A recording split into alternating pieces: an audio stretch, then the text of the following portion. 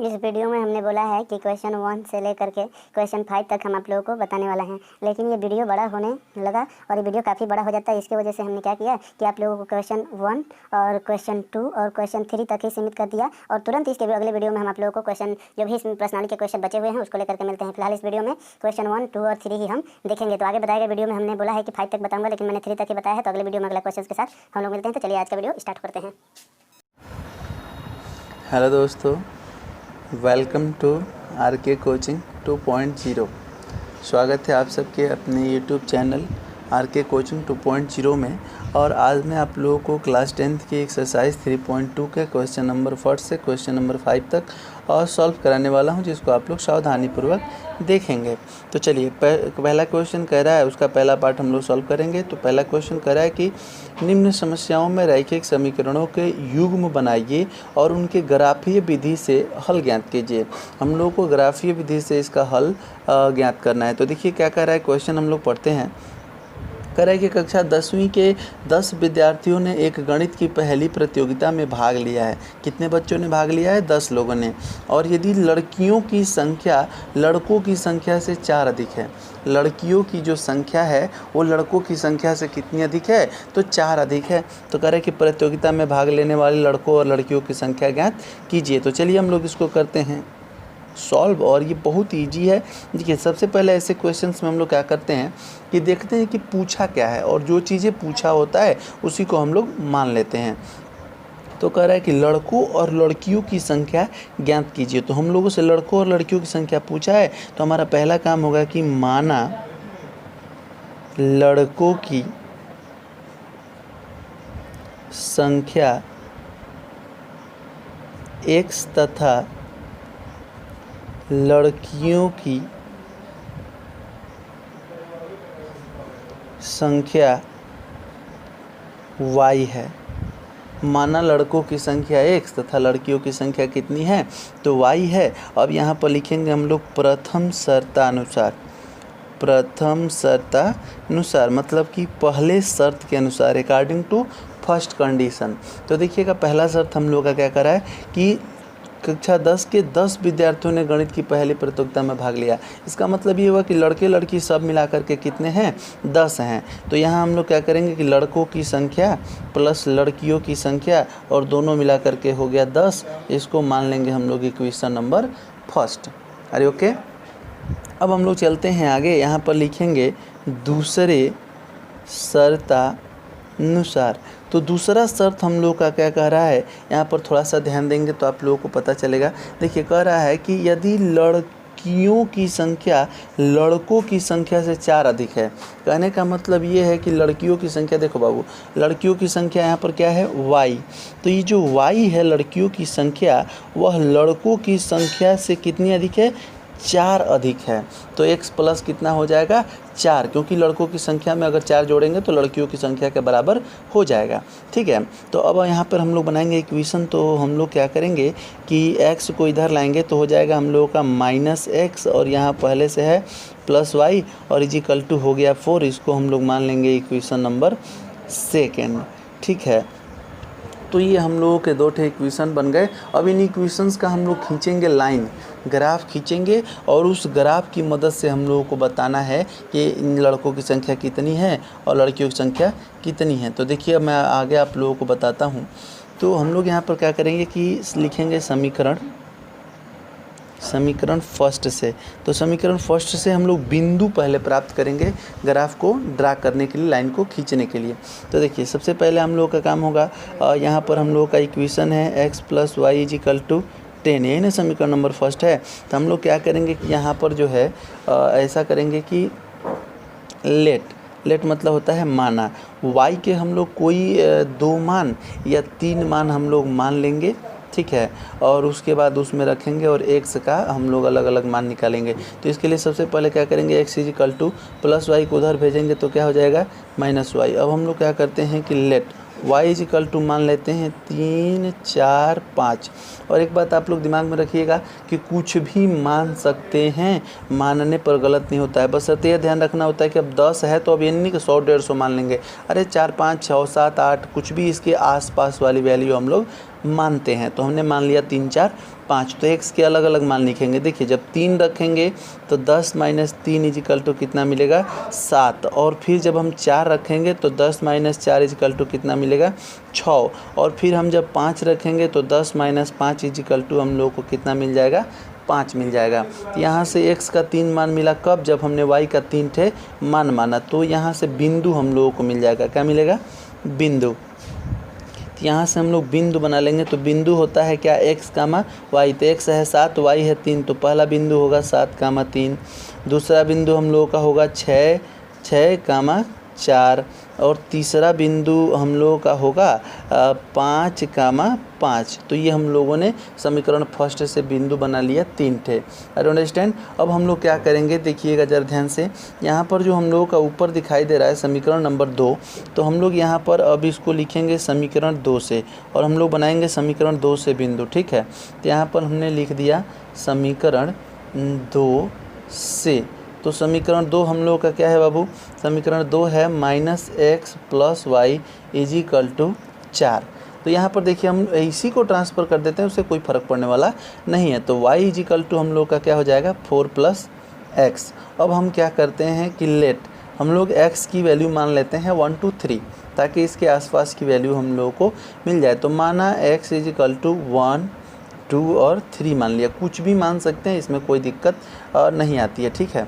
तो हमने मान लिया 1 2 3, तो यहाँ पर रखेंगे बारी बारी से। तो y = देखिए 4 + 1 = क्या मिल गया 5, फिर y = 4 + 2 = क्या मिल गया 6, फिर y = 4 + 3, तो क्या मिल गया 7। तो यहाँ से भी हम लोगों को इस समीकरण 2 से यानी कि दूसरी लाइन से हम लोगों को बिंदु मिलेगा। x, y होता है तो x का मान 1 है, y का मान 5 है। तो पहला बिंदु 1, 5, दूसरा 2, 6, और तीसरा हो गया 3, 7। तो आप लोगों को फिर मैं एक बार ऊपर से दिखा देता हूँ। देखिए हम लोगों ने इस क्वेश्चन को इस प्रकार से किया है, मान करके आ रहे हैं। पहला समीकरण दूसरा समीकरण बनाए, और पहला समीकरण से हम लोगों ने यहाँ पर 3 बिंदु मान लिया, और दूसरा समीकरण से यहाँ पर हम लोगों ने 3 बिंदु मान लिया। अब हम लोग खींचेंगे इसका क्या ग्राफ। अब इसका क्या खींचेंगे हम लोग ग्राफ खींचेंगे। तो देखिए मैं आप लोगों को खींचता हूँ, यहाँ पर दिखाता हूँ ग्राफ, और उसी के मदद से हम लोगों को मिल जाएगा इसका हल, ठीक है। तो देखिए किस प्रकार से हम लोग ग्राफ खींचते हैं। क्या होता है कि हम लोग यहाँ पर ऐसे ये हम लोग एक लाइन खींचते हैं, ठीक है। तो इसको हम लोग ऐसे खींच दिया, इसको हम लोग कहते हैं x एक्सिस, इट मीन्स कि x अक्ष कहा जाता है इसको।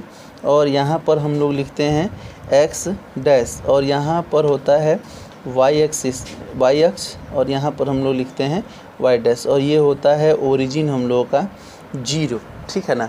तो अब हम लोग यहाँ पे क्या करेंगे कि देखिए इसमें जो बिंदु हम लोगों ने निकाला है, इसमें सबसे हाईएस्ट बिंदु क्या है 7 दिख रहा है 7।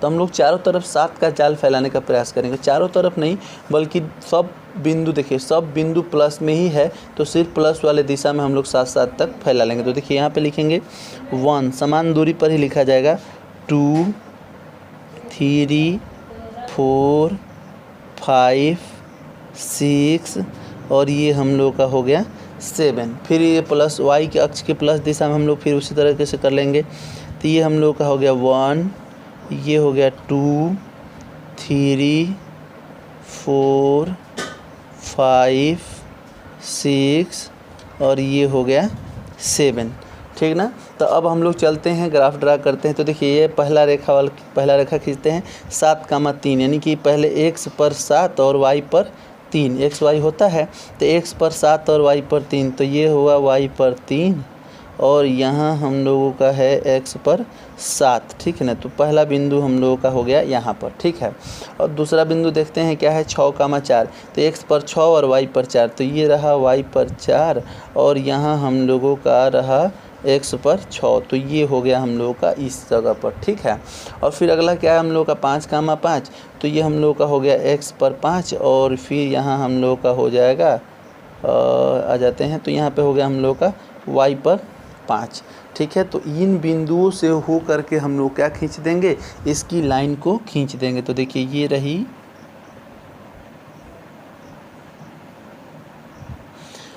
आपकी एक लाइन, ठीक है ना। ये हम लोगों की एक लाइन हो गई, इसका बाद में हम लोग इक्वेशन इस पर लिख देंगे। तो चलिए अब हम लोग चलते हैं दूसरे में खींचते हैं। देखिए दूसरा वाला में क्या है, 1,5, तो x पर 1 और y पर 5, तो ये तो y पर 5 है और ये 1 है हम लोग, तो ये हम लोगों का यहाँ आप लोग देख सकते हैं x पर 1 और y पर 5 बिंदु हम लोगों का होगा इस जगह पर, ठीक है।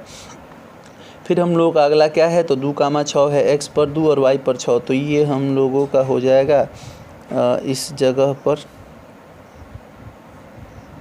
ये आप लोग देख सकते हैं। तो बिंदु हम लोगों का हो जाएगा यहाँ पर, ठीक है।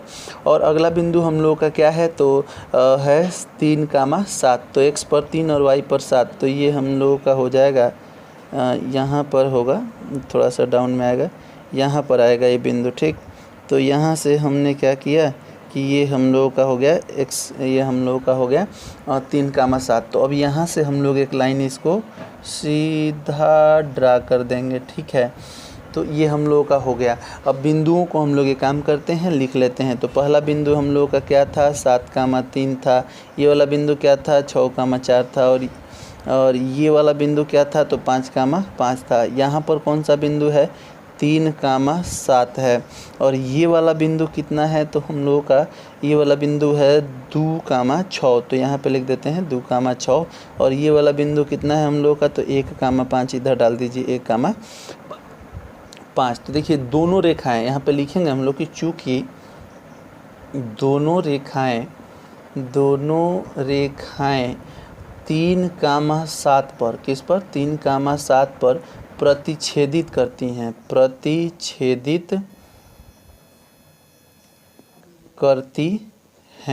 तो जहाँ पे रेखाएं प्रतिच्छेदित करती हैं वही पॉइंट उसका हल होता है। तो प्रतिच्छेदित करती हैं तो बिंदुओं में क्या होता है, पहले x होता है, बाद में फिर क्या होता है y। अतः x इक्वल टू हम लोगों का वैल्यू हो गया 3 और y इक्वल टू हम लोगों का वैल्यू हो गया 7। तो हम लोगों ने क्या किया था बच्चों, आप लोग यहाँ पर देख सकते हैं, हम लोगों ने किया था कि माना था कि लड़कों की संख्या x है और लड़कियों की संख्या y है, और यही हम लोगों को ज्ञात करना था। तो सीधे सीधे आप लोग यहाँ पर देख सकते हैं कि हम लोगों को मिल गया। लड़कों की संख्या माने थे, तो यहाँ पे लड़के कितने हो गए, लड़के हम लोगों के हो गए 3, और लड़कियाँ कितनी हो गई, लड़कियों की संख्या कितनी हो गई हम लोगों की 7। और यही ना हम लोगों को ज्ञात करना था, और दोनों मिलकर के 10 हो जा रहे हैं। तो लड़कों की संख्या हो गई 3 और लड़कियों की संख्या हो गई 7। और इस प्रकार हम लोगों का पहला क्वेश्चन हो गया समाप्त। अब चलिए पहला का हम लोग दूसरा पार्ट देखते हैं। मैंने पहला प्रश्न का दूसरा प्रश्न हम लोग देखते हैं। देखिएगा बच्चों, पहले का दूसरा क्वेश्चन हम आप लोगों को बता रहे हैं।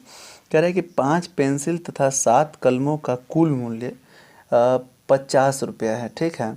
और जबकि 7 पेंसिल तथा 5 कलमों का कुल मूल्य 46 रुपया है, तो एक पेंसिल का मूल्य तथा एक कलम का मूल्य बताइए। और जैसा कि आप लोगों को पता है कि शुरू में ही हम लोगों को निर्देश दे दिया था कि केवल ग्राफीय विधि से ही इसको सॉल्व करना है। तो देखिए हम इसको करते हैं सॉल्व। तो देखिए कैसे करेंगे। सबसे पहले क्या है कि हम लोगों से पूछा क्या है। मैंने आपको स्टार्टिंग में बताया कि ऐसे प्रश्नों में हमेशा एक बात का ध्यान रखा जाता है कि हम लोगों से पूछता क्या है, और जो चीज़ें पूछता है उसी को हम लोग मानते हैं। तो पूछा है कि एक पेंसिल का मूल्य और एक कलम का मूल्य बताइए। तो यहाँ पर हम लोग लिखेंगे कि माना एक पेंसिल का मूल्य 100 रुपया तथा एक कलम का मूल्य y रुपया है। माना एक पेंसिल का मूल्य 100 रुपया और तथा एक कलम का मूल्य कितना है, y रुपया है। तो अब देखिए यहाँ पे लिखेंगे तो प्रथम शर्तानुसार इट मीन्स कि पहले शर्त के अनुसार। तो देखिए पहला शर्त हम लोग को क्या कह रहा है, कह रहा है कि 5 पेंसिल और 7 कलमों का मूल्य 50 रुपया है। तो देखो बाबू, जब एक पेंसिल का मूल्य 100 रुपया है तो 5 पेंसिल का कितना होगा, 5x। जब एक टॉफ़ी 2 रुपये की है तो 5 टॉफ़ी कितने की होगी, 5 दूनी 10, यानी कि गुणा होता है ना, 10 रुपये का होगा तो गुणा होता है। तो एक पेंसिल 100 रुपये का है तो 5 पेंसिल, तो 5 में 100 से गुणा करेंगे तो 5x हो जाएगा। और 7 कलम, तो एक कलम y रुपये का है तो 7 कलम 7y रुपये का होगा। और दोनों का 5x माने टोटल पेंसिल और टोटल कलम का मूल्य मिला करके कितना रुपया लग रहा है, तो हम लोगों का लग रहा है 50 रुपया। तो ये हो गया 5x + 7y = 50 और इसको मान लेंगे हम लोग समीकरण नंबर फर्स्ट, ठीक है ना। और फिर यहाँ पर लिखेंगे हम लोग दूसरे शर्तानुसार, ठीक है। तो दूसरे शर्त के अनुसार आप लोग ध्यान देंगे, दूसरा शर्त हम लोग को कह रहा है कि 7 पेंसिल और 5 कलमों का मूल्य 46 रुपये है। तो 7 पेंसिल अब है तो एक पेंसिल x रुपये का, तो 7 पेंसिल 7x रुपये का, और एक कलम y रुपये का, तो 5 कलम 5y रुपये का, और ये दोनों मिला करके हम लोगों को दोबारा कितने का मिलता है, 46 रुपये का इस टाइम मिल रहा है। तो हम लोग इसको मान लिए समीकरण नंबर सेकंड। तो समीकरण फर्स्ट और सेकंड अब हम लोग का हो गया ना। तो अब हम लोग क्या करेंगे, समीकरण 1 से बिंदु निकालेंगे, समीकरण 2 से बिंदु निकालेंगे, और इन दोनों का हम लोग खींचेंगे ग्राफ। अंडरस्टैंड। तो देखिए अब हम आप लोगों को बताते हैं इन लोगों का बिंदु कैसे निकालेंगे, ठीक है। तो चलिए यहाँ पर आप देखिए, लिखेंगे समीकरण 1 से, जैसे एकदम पहला क्वेश्चन किया ना इसमें का, वैसे ही हम लोग सेम इसको करेंगे। तो समीकरण 1 से हम लोग यहाँ पर लिखते हैं, देखिए 5x + 7y = लिख दिया यहाँ पर 50। अब क्या करेंगे कि एक चर को इधर आना, बाकी सबको करेंगे ट्रांसफ़र। तो यहाँ पे हो जाएगा 5x = 50 से + 7y जाएगा तो -7y, और x = 5 गुणा में है जाएगा तो बटा में हो जाएगा 50 - 7y, और बटा में हो गया हम लोग का 5। अब यहाँ पर क्या करेंगे कि y का हम लोग 2 मान भी मान सकते हैं, 3 मान भी मान सकते हैं, लेकिन हम लोगों का प्रयास होना चाहिए कि ऐसा मान माने कि हम लोग पहले तो ऐसा मान मानेंगे कि ये 5 से जब इस 50 में से घटाने के बाद जो मान है वो 5 से कट जाए। y का ऐसा कुछ मान हम लोगों को मानना होता है, ठीक ना। तो चलिए हम क्या करते हैं, देखिए हम क्या करते हैं कि y = मान लेते हैं 5 और एक अगला वैल्यू मान लेते हैं 10, ठीक है। बस 2 ही मानते हैं, 2 बिंदु से भी खींचा जा सकता है और 3 बिंदु से भी खींचा जा सकता है। तो हमने क्या किया, एक मान लिया 5 और एक मान लिया 10। देखो तो 5 10 यहाँ पे करने पे 5 से कटता हुआ दिखाई दे रहा है, देखिएगा आप लोग कैसे, ठीक है। तो हम लोग यहाँ पे क्या किए कि जो है अब रखेंगे इसमें y के जगह पे 5 रखेंगे, तो x = क्या होगा, 50 - 7 × 5, और बटा में कितना है 5। तो 50 में से 35 घटाएंगे तो कितना होगा 15, और बटा में 5, तो 5 × 3 = 15, कितना आ गया हम लोग का 3। तो x = मिल गया 3। और फिर हम लोग क्या करेंगे, दूसरा वैल्यू रखेंगे 10। तो x = जब आप रखेंगे 10 तो यहाँ पर क्या हो जाएगा 50 - 7 × 10 और बटा में 2। तो आप यहाँ पर देख सकते हैं कि 10 आते 70, 70 में से 50 घटाएंगे तो -20, और -20 में 2 से भाग देंगे तो क्या आ जाएगा, सीधे सीधे लिखता हूँ -10। तो यहाँ पर हम लोगों को मिल जाएगा बिंदु, ठीक है ना। तो समीकरण 1 से हम लोगों को क्या क्या बिंदु मिल जाएंगे भाई, तो देखिए बिंदु होता है x, y। तो x का पहला मान कितना है, देखिए यहाँ पर 3, और y का पहला मान यहाँ पर कितना है 5 दिखाई दे रहा है ना। तो पहला बिंदु हो जाएगा 3, 5, और दूसरा x का मान क्या है -10, और यहाँ पर y का मान है 10। तो दूसरा बिंदु हम लोग का हो जाएगा -10, 10। तो ये हम लोगों को मिल गया समीकरण 1 से बिंदु। अब जिस प्रकार हम लोग समीकरण 1 से बिंदु निकाले हैं, सेम उसी प्रकार निकालेंगे समीकरण किससे, 2 से। तो यहाँ पर हम इसको ऐसे खींच देते हैं लाइन एक। अब यहाँ पर लिखते हैं समीकरण 2 से, ठीक ना, समीकरण 2 से। तो समीकरण 2 आप लोगों का क्या है, तो देखिए 7x + 5y = 46 है, ठीक ना। तो यहाँ पर क्या करेंगे कि 7x = इसको ट्रांसफ़र करेंगे तो 46 - 5y, और x = हो जाएगा 46 - 5y / 7। अब हम लोग क्या करेंगे कि y का कोई ऐसा 2 मान मानेंगे, ठीक है। y का कोई ऐसा 2 मान मानेंगे जो कि इसमें से हम लोग जब घटाए तो 7 से कट जाए। तो आप देख रहे हैं कि मान लीजिए कि 46 में से हम लोग कितना घटा दें कि वो 7 से कटने लायक हो जाए। तो हम लोग का अगर 35 रहेगा तो 7 से हम लोग का कट जाएगा। ये सोचना पड़ता है थोड़ा सा, आप लोग भी विचार करेंगे, हम भी विचार करेंगे। देखिए यहाँ पर जो है आप अपना दिमाग लगा करके सोच सकते हैं। अगर मान लीजिए कि हम लोगों का 5 है और उस जगह पर हम लोग मानते हैं अगर 12, अगर y = मान लेते हैं 12, तो ज़रा सोचिएगा 12 5 हो जाएगा कितना 60, और 60 में से जब आप 46 घटाओगे तो कितना आ जाएगा 60 नहीं सॉरी, तो ये हम लोग का हो जाएगा 12 5 60, ठीक है। तो 46 जब हम लोग घटाएंगे तो 60 में से आप 46 घटा के देखो, यहाँ 10 में से 6 गया तो 4 और यहाँ 1 हो जाएगा, तो कितना हो जाएगा 14। 14 हम लोग का 7 से कट जाएगा, ठीक है ना। ये हम लोग का रफ कार्य हो गया। तो चलिए यहाँ पर हम लोग 12 मान सकते हैं। फिर हम लोग क्या मान सकते हैं, तो देखिए अगर हम -2 मान लेते हैं तो 5 दूनी 10 और माइनस माइनस प्लस हो जाएगा, तो इस दोनों में 10 और 46 जोड़ेंगे तो 56 और 7 8 56 और 56 हम लोग का 7 से कट रहा है, तो फिर हम लोग ऐसा मान सकते हैं 12 और -2। ये दिमाग में रखना है कि कट जाना चाहिए और पूर्णांक ही आना चाहिए, ऐसा नंबर माना जाता है। तो चलिए मान लिए हम लोग, अब रखते हैं उसमें बारी बारी से। तो x = 46 - 5 × 12 अपान 7, तो 12 × 5 = 60, -60 और +46 तो हो जाएगा कितना -14, यानी कि हो जाएगा -2, ठीक है।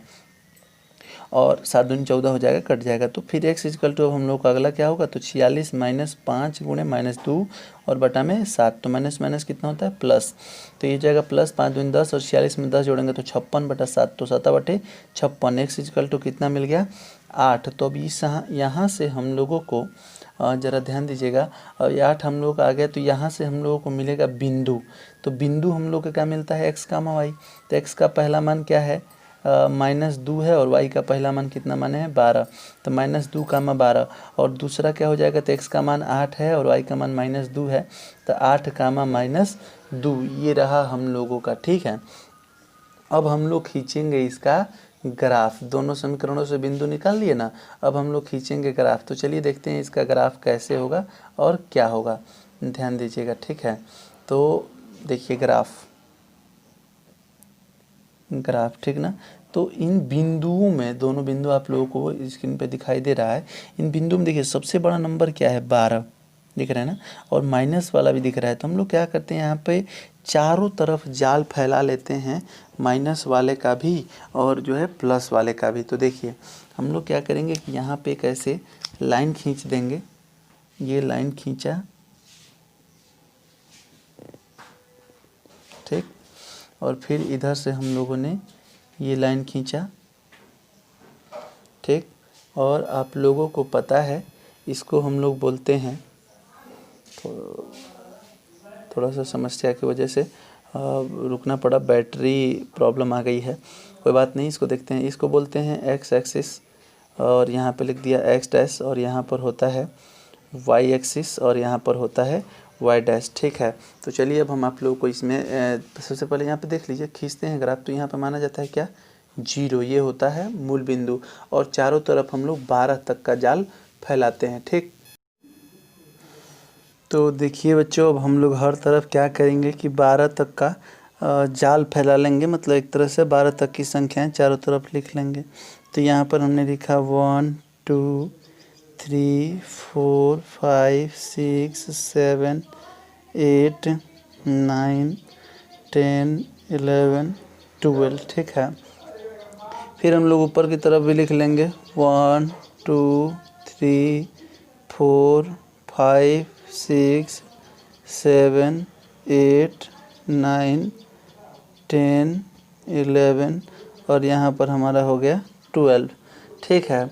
और फिर हम लोग क्या करेंगे, माइनस दिशा में, तो देखिए -10 ही सबसे ज़्यादा है, तो हम लोग -10 तक भी लिखेंगे तो हमारा कार्य हो जाएगा। तो हम लोग फिर यहाँ से क्या करते हैं कि -1 -2 -3 -4 -5 -6 -7 -8 -9 और -10 बराबर दूरी पर ही लिखा जाता है। फिर इधर हम कर लेंगे -1 -2 -3 -4 -5 -6 -7 -8 -9 और ये हो गया -10। अब चलिए देखिए हम लोग क्या करते हैं कि इस पे जो है लाइन खींचते हैं। तो पहला बिंदु क्या है, आपको दिखाई दे रहा है 3, 5, तो x पे 3 और y पे 5। तो देखिए ये y पर 5 है और यहाँ x पर 3 है, तो हम इसको ले लेंगे। तो यहाँ पर एक बिंदु हम लोगों का होगा 3, 5, ठीक है। और एक है हम लोग का क्या -10, 10। तो देखिए x पर -10, तो x पर -10 यहाँ है, और y पर 10, तो y पर 10 यहाँ है। तो ठीक है, हम लोग क्या करेंगे कि यहाँ जो है y पर 10 हो गया हम लोगों का, और x पर ये हम लोगों का हो गया -10। तो बिंदु हम लोगों का होगा इस जगह पर -10, तो अब हम लोग क्या करेंगे कि यहाँ से जो है रख करके हम लोग ये लाइन एक ड्रा कर देंगे। ठीक है, तो हमने ये लाइन खींच दिया। ओके, अब फिर देखते हैं इसमें क्या है, -2, 12, तो x पर -2 और y पर 12, तो ये है y पर हम लोगों का 12 और x पर -2, तो यहाँ पे हम लोगों का जो है आप ध्यान से देखें तो ये हम लोगों का -2 से आकर के मिल गया, तो बिंदु हम लोगों का होगा इस जगह पर। ठीक है, और दूसरा हम लोग का क्या है 8, -12, मतलब कि x पर 8 सॉरी -2 है, x पर 8 और y पर -2, तो y पर -2 नीचे होगा और x पर 8 हम लोगों का यहाँ होगा, तो इस स्थान पर हम लोगों का जो है ये बिंदु हो रहा है। ठीक, अब उसको मिलाते हुए हम लोग क्या करेंगे, एक लाइन ऐसे खींच देंगे। देखिएगा, तो हमने एक जो है ये लाइन हमने इस बिंदु से होते हुए खींच दिया। ठीक है, तो ये बिंदु हम लोगों का था 3, 5 और ये जिस बिंदु से हम लोगों ने खींचा वो बिंदु था हम लोगों का -2, 12। ठीक है, और ये बिंदु कितना है, तो 8, -2 है, और ये वाला जो बिंदु है वो है -10, 10। तो दोनों ग्राफ जो दोनों रेखाएं हैं वो हम लोगों के किस बिंदु पर काट रही हैं, 3, 5 पर काट रही हैं। ठीक ना, तो यहाँ पर हम लोग लिखेंगे कि चूँकि ग्राफ 3, 5 पर प्रतिच्छेदित करता है, इसलिए आपको पता है कि पहला x होता है बाद में y होता है, तो x = हो जाएगा 3 और y = हो जाएगा 5।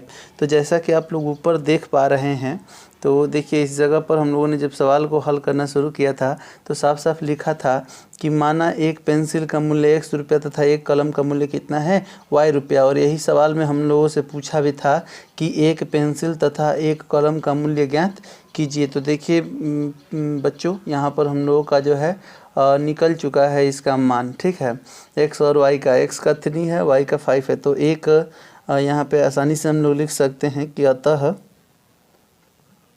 एक पेंसिल का मूल्य बराबर 3 रुपया और तथा एक कलम का मूल्य बराबर हो जाएगा 5 रुपया। ये रहा आप लोगों का आंसर। मैं आशा करता हूँ कि आपको ये भी क्वेश्चन काफ़ी अच्छे से समझ में आया होगा। अब चलिए हम आप लोगों को दूसरा क्वेश्चन बताते हैं, ध्यान से देखिएगा। आगे देखेंगे बच्चों, दूसरा क्वेश्चन हम लोगों को दिया हुआ है कि अनुपातों A1/A2, B1/B2 और C1/C2 की तुलना करके ज्ञात कीजिए कि निम्नलिखित समीकरण युग्म द्वारा निरूपित रेखाएं एक बिंदु पर प्रतिच्छेदित करती हैं, समांतर हैं अथवा समपाती हैं। ठीक है, तो देखिए हम आप लोगों को कुछ यहाँ पे दिया हुआ है, पहला, दूसरा और तीसरा 3 प्रश्न इसमें दिए हुए हैं। तो हम आप लोगों को कुछ कंडीशंस बताए थे जिसको हम आप लोगों को बताते हैं। तो देखेंगे आपको हमने कुछ बातें बताई थी, जैसे कि हमने बताया था कि यदि जो है A1/A2, यदि A1/A2 does not equal to B1/B2 अगर होगा तो रेखाएं क्या करती हैं, एक बिंदु पर प्रतिच्छेदित करती हैं, एक बिंदु पर प्रतिच्छेदित करती हैं। ठीक है, ये मैं आप लोगों को बात बताया था। फिर हमने आप लोगों को दूसरी बात बताई थी कि यदि A1/A2 = B1/B2 = C1/C2, ये तीनों अगर आपस में बराबर हों तो रेखाएं क्या होती हैं, तो रेखाएं समपाती होती हैं। ये भी बात मैंने आप लोगों को बताया था। और एक बात हमने तीसरा ये बताया था कि यदि A1/A2 = B1/B2 और डज नॉट = C1/C2 हो तो रेखाएं क्या होती हैं, तो रेखाएं समांतर होती हैं। ये तीनों कंडीशंस आप लोगों को मैं पहले नियम बताते समय बता चुका हूं। तो चलिए मैं बताता हूं आप लोगों को क्वेश्चन नंबर 2। तो देखिए आप लोग जो है क्वेश्चन नंबर 2 में आते हैं। देखिए मैं इसमें का पहला आप लोगों को हल करके दिखाता हूँ। ठीक है, तो देखिए पहला दिया है 5x - 4y + 8। तो क्या है कि 5x - 4y + 8 = 0 है, इसको मान लेते हैं समीकरण नंबर फर्स्ट। और दूसरा है हम लोगों का 7x, इसमें में दिया है 7x + 6y - 9 = 0 दिया है, इसको मान लेंगे समीकरण नंबर सेकेंड। और लिखेंगे, देखिए लिखेंगे कि समीकरण 1 तथा समीकरण 1 ऐसे कर देते हैं, समीकरण 1 की तुलना a1x plus b1y plus c1 is equal to 0 तथा समीकरण 2 की तुलना a2x plus b2y plus c2 is equal to 0 से करने पर। तो जब हम लोग तुलना करेंगे तो यहाँ आप लोग ध्यान दीजिए, ठीक है। जब तुलना किया जाएगा तो आप लोगों को यहाँ दिखाई दे रहा है, देखिए a1 इजिकल टू यहाँ पे a1x और यहाँ पे 5x है, तो a1 इजिकल टू हम लोगों को क्या मिल जाएगा 5, b1 इजिकल टू क्या मिलेगा, तो देखिए चिन्ह के साथ लेते हैं, हम लोगों को मिल जाएगा -4 और c1 इजिकल टू क्या मिल जाएगा, तो यहाँ पर देखिए 8 है, तो हम लोगों को c1 इजिकल टू मिल जाएगा 8। फिर उसी प्रकार इसमें तुलना करेंगे दूसरे समीकरण में, तो हम लोगों को a2 इजिकल टू मिल जाएगा 7, b2 इजिकल टू मिल जाएगा 6 और c2 इजिकल टू मिल जाएगा, यहाँ पे देख लीजिए है हम लोगों का -9। तो a1 b1 c1 a2 b2 c2 मिल गया। अब हम लोग करेंगे तुलना, ठीक है। तब जब हम लोग तुलना करेंगे तो हम लोगों को जो है पता चलेगा कुछ। देखिए तुलना करने पर, तुलना कैसा तुलना, a1 बटा a2 इजिकल टू b1 बटा b2 इजिकल टू c1 बटा c2। ज़रा मान रखिए इसमें, तो a1 क्या है 5, a2 क्या है 7, b1 क्या है -4 और b2 क्या है तो 6 और c1 क्या है 8 और c2 क्या है -9। तो देखिए अब यहाँ पर क्या है कि ये ही दोनों आपस में बराबर नहीं है और ये भी आपस में बराबर नहीं है, ठीक है।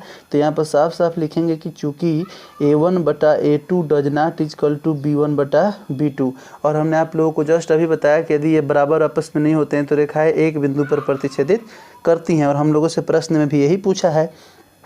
तो लिखेंगे कि अतः रेखाएं एक बिंदु पर प्रतिच्छेदित करेंगी, एक बिंदु पर प्रतिच्छेदित करेंगी, ठीक है। रेखाएं एक बिंदु पर प्रतिच्छेदित करेंगी।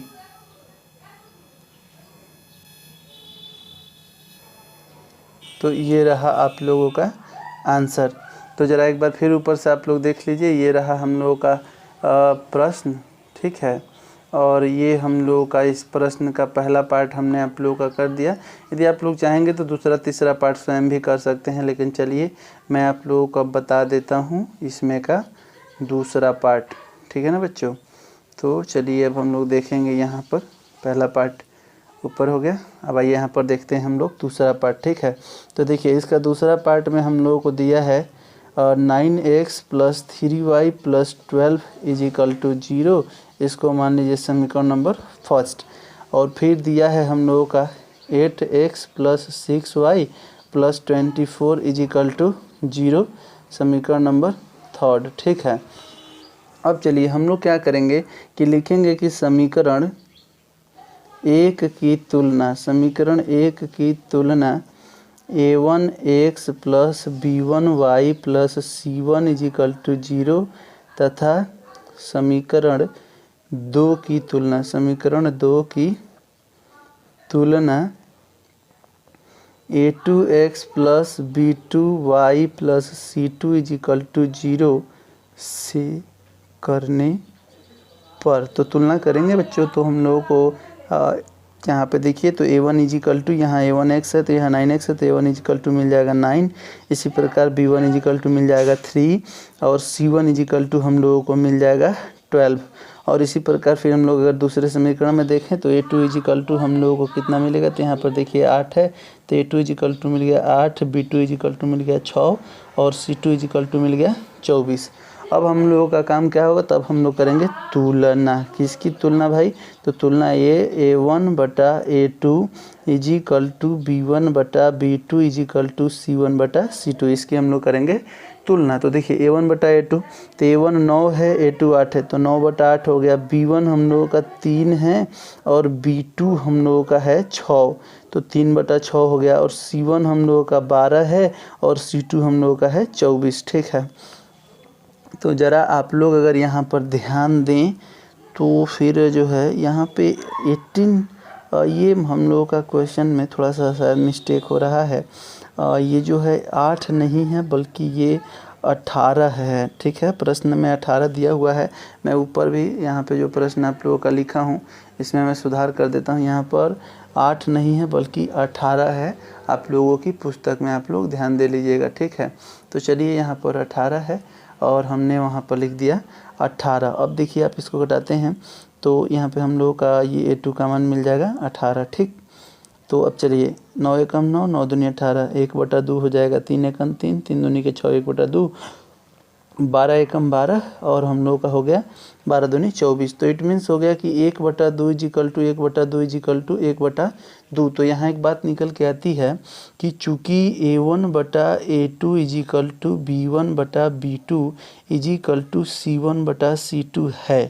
तो देखिए जब तीनों बराबर है तो मैंने भी आप लोगों को स्टार्टिंग में बताया था कि जब तीनों बराबर होते हैं तो रेखाएं क्या होती हैं, समपाती होती हैं। तो यहाँ साफ साफ लिखेंगे कि अतः रेखाएं समपाती होंगी। अतः रेखाएं क्या होंगी, तो समपाती होंगी। बोलिएगा बच्चों, आप लोगों को दूसरा क्वेश्चन समझ में आया कि नहीं आया। और इसी प्रकार मैं यहाँ पर आप लोगों को बता दूँ कि आप लोगों का देखिए तीसरा क्वेश्चन जो है थर्ड पार्ट, ये मैं इसलिए आप लोगों को छोड़ रहा हूँ क्योंकि आप लोग इस तीसरा क्वेश्चन को स्वयं करेंगे। देखिए क्या दिया हुआ है, दिया है 2x - y + 9 इक्वल टू 0, मान लीजिएगा समीकरण नंबर फर्स्ट। और दूसरा दिया है 6x - 3y + 10 इक्वल टू 0, इसको मान लीजिएगा समीकरण नंबर सेकेंड। और सेम जैसे पहला और दूसरा किया हूँ वैसे a1x + b1y + c1 equal to 0 और a2x + b2y + c2 equal to 0 से तुलना करा करके इसका भी आप लोग पता कर लेंगे कि रेखाएं समपाती हैं कि एक बिंदु पर प्रतिच्छेदित करती हैं कि रेखाएं समांतर हैं। और टर्म्स ऑफ कंडीशंस क्या होते हैं, तीनों आप लोग को हमने बता ही दिया है कि जब A1/A2 does not equal to B1/B2 हो तो रेखाएं प्रतिच्छेदित करती हैं, और जब तीनों बराबर हो ये वाला तो रेखाएं समपाती होती हैं, और 2 ठे बराबर हो तीसरा बराबर ना हो तो रेखाएं जो है रेखाएं समांतर होती हैं। ये चीज़ें आप लोगों को पता है और आप लोग आसानी से तीसरा क्वेश्चन कर सकते हैं। कर पाइएगा या नहीं कर पाइएगा, अगर कर पाइएगा तो कमेंट करके बताइएगा कि हाँ हम लोगों ने कर लिया, और नहीं कर पाइएगा तो प्लीज़ पूछिएगा, हम आप लोगों को हल करके बता देंगे। तो आप लोगों को वीडियो हमारे पसंद आते हैं तो यदि आप लोग हमारे चैनल से नए जुड़े हैं तो प्लीज़ सब्सक्राइब कर दीजिए, लाइक कीजिए और दूसरों के साथ शेयर भी कीजिए ताकि सब लोग पढ़ सकें। अब चलिए हम लोग देखते हैं तीसरा प्रश्न। तो देखिएगा बच्चों, क्वेश्चन नंबर 3 हमने आप लोगों के लिए लिख लिया है। प्रश्न 3 ये कह रहा है कि अनुपातों A1/A2, B1/B2 और C1/C2 की तुलना करके ज्ञात कीजिए कि निम्नलिखित समीकरणों के युग्म संगत हैं या असंगत हैं। तो देखिए संगत हैं या असंगत हैं के कंडीशंस मैंने आप लोगों को नियम बताते समय बताया था, फिर मैं एक बार आप लोगों को बता देता हूँ। तो देखिए क्या होता है कि मैंने आप लोगों को बताया कि यदि देखिए A1/A2 इजिकल टू B1/B2 मतलब does not equal to B1/B2 होगा तो संगत होगा। ठीक है, और दूसरा कंडीशन ये है कि A1/A2 is equal to B1/B2 is equal to C1/C2 अगर होगा तो भी संगत होगा। और सिर्फ एक कंडीशंस ऐसा होता है कि A1/A2 इजिकल टू B1/B2 और does not is equal to C1/C2। जब ये तीसरा कंडीशंस होगा तब रेखाएं क्या होती हैं, तब रेखाएं होती हैं असंगत। तो संगत असंगत आप लोगों को दिमाग में रखना है और इसी के आधार पर करना है। तो पहला ही क्वेश्चन जैसा होगा बहुत ईजी है, ये आप लोग दिमाग में रखिएगा कि यदि ये दोनों बराबर ना हो तो भी संगत और तीनों बराबर हो तो भी संगत, लेकिन 2 बराबर हो और 1 बराबर ना हो तो असंगत होता है। ये टर्म्स ऑफ कंडीशन आप लोगों को दिमाग में रखना है। तो चलिए हम बताते हैं आप लोगों का तीसरा क्वेश्चन। देखिए जो तीसरा क्वेश्चन है आप लोगों को दिखाई दे रहा है, तो इसका चलिए मैं आप लोगों का पहला पार्ट, इसमें 5 पार्ट दिया हुआ है, इसमें पहला और तीसरा या दूसरा कोई भी पार्ट मैं आप लोगों को बता देता हूं। तो देखिए मैं अगर पहला और तीसरा बताता हूं, क्योंकि पहला बताऊंगा तो वैसे ही दूसरा है, और तीसरा बताऊंगा तो आप लोग वैसे ही पांचवा कर लेंगे, और चौथा तो एकदम पहला जैसा है। तो इसमें पहला और तीसरा बताना ही मैं ज़्यादा अच्छा समझता हूँ। तो चलिए पहला और तीसरा आप लोगों को बता देता हूँ। तो देखिए पहला क्वेश्चन यहाँ पर पहला मैं यहाँ पे दिया हुआ है, लिखता हूँ कि 3x + 2y इजिकल टू 5। तो हम लोग क्या करेंगे कि 3x + 2y और +5 को इधर लाएंगे तो -5 हो जाएगा, इजिकल टू इधर 0 हो जाएगा, मान लेंगे समीकरण नंबर फर्स्ट। और फिर इसके बगल में हम लोगों को दिया है 2x - 3y इजिकल टू 7। तो 7 को हम लोग इधर लाएंगे तो 2x - 3y और -7 इजिकल टू 0, इसको मान लेंगे समीकरण नंबर 2। और फिर हम लोग लिखेंगे कि समीकरण 1 की तुलना, समीकरण 1 की तुलना किसे, A1x + b1y plus c1 is equal to 0 से तथा समीकरण 2 की तुलना